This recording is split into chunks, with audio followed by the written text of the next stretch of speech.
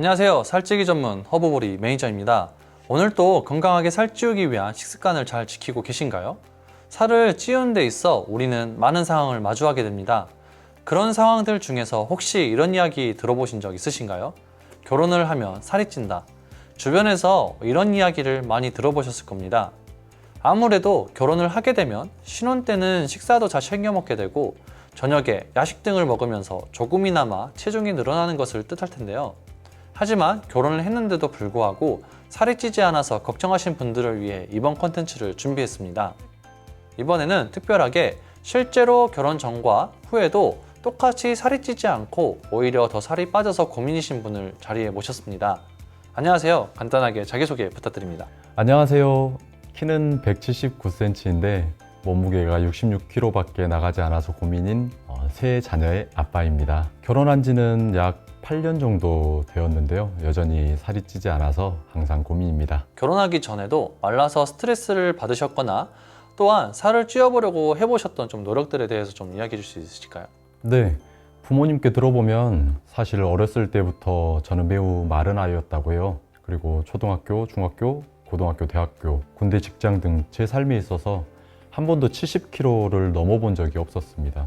최대로 찌워본 몸무게가 68kg였으니까요. 특히 고등학교, 대학교 때는 저도 체중을 늘려보려고 야식도 먹어보고 또 하루에 5끼도 먹어보고 인터넷에서 해보라는 건 다 해봤던 것 같아요.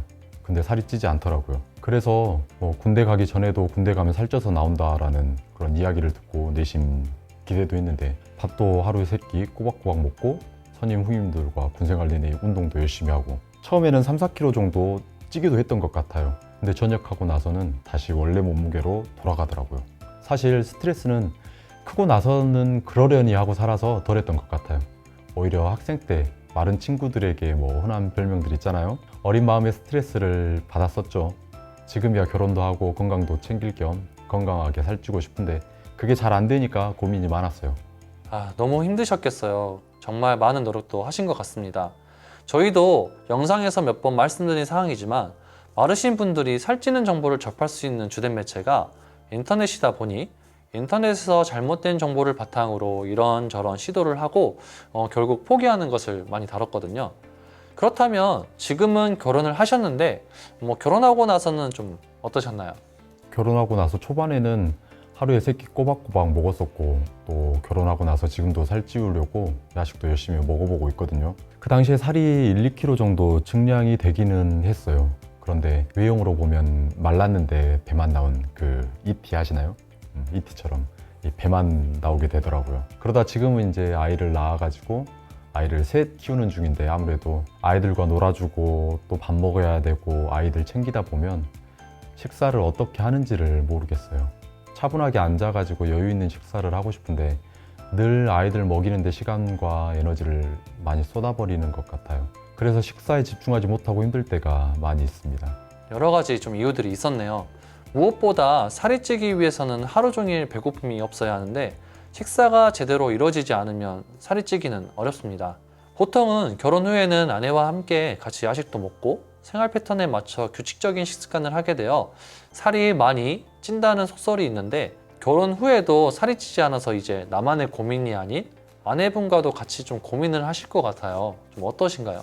네, 그러니까요. 아내도 마른 편이어가지고 같이 고민을 많이 하고 있어요. 지금은 아이 셋의 아빠가 되다 보니까 마른 것에 대해 더 걱정이 되는 것 같아요. 그래서 고단백 고열량 음식이나 야식을 의무적으로도 먹어봤고요. 또 주로 헬스하는 사람들이 많이 먹는 게이너, 웨이 그런 단백질 보충제도 구입해가지고 식사 외 시간에 추가적으로도 먹어봤고요. 초코파이 같은 고열량 간식 밤에 먹어보고 잔다든지 밥을 기존에 먹던 것보다 조금 더 먹는다든지 기본 식사량을 이렇게 늘려보기도 했는데 역시 규칙적이지 못해서 그런지 살이 찌지 않았고 또 조금 찌더라도 아까 말했듯이 뱃살만 찌는 그런 경우가 생겼어요. 그만큼 좀 살을 찌우기 위해 많은 고민들을 좀 하셨을 것 같아요. 우리가 건강하게 살을 찌우기 위해선 기본적으로 내가 현재 왜 살이 찌지 않았는지, 즉 살이 안 찌는 원인에 대해 파악하는 것이 최우선입니다. 주변에서 들어보면 내가 왜 살이 찌지 않았는지 원인을 파악하는 것이 아니라 어떻게 살을 찌울 수 있는지에 대한 정보만 찾는 경우가 많더라고요. 아까 우리 사연자분도 인터넷에 떠도는 잘못된 정보들을 보고 좀 실천하셔가지고 결론적으로 좀 살이 찌기가 좀 어려웠던 것 같습니다. 살이 찌지 않는 원인을 찾아서 이러한 원인을 개선하면서 살이 찌려는 노력을 해야만 건강하게 살이 찔 수 있습니다. 원인도 개선하지 않고 살찌는 노력만 하면 밑 빠진 독에 물 붓기와 다름이 없습니다. 그래서 노력은 하는데 살이 찌지 않았던 거군요. 그런데 어떻게 하면 살이 찌지 않는 원인을 알 수 있을까요? 대부분 왜 본인이 살이 찌지 않았는지 이유를 모르기 때문에 살이 찌기가 어렵습니다. 그래서 오늘 사연자님께서 여기 나오신 이유이기도 하고요. 저희가 여러 번 살이 찌지 않는 원인에 대해서 다뤄봤었는데 살이 찌지 않는 대표적인 원인은 총 6가지가 있습니다. 첫 번째, 장 흡수력 문제, 흔히 설사하시는 분들을 뜻합니다. 두 번째, 소화불량 문제, 음식을 먹을 때 속이 더부룩하거나 잦은 트름이 나오는 경우입니다. 세 번째, 식습관 불규칙. 네 번째, 예민함과 스트레스. 다섯 번째, 대사항진, 즉 우리가 생명 유지에 사용되는 에너지인 기초대사량이 높은 상태를 뜻합니다. 여섯 번째, 병적인 원인, 당뇨 등 뇌분비 질환이 있는 경우를 말합니다.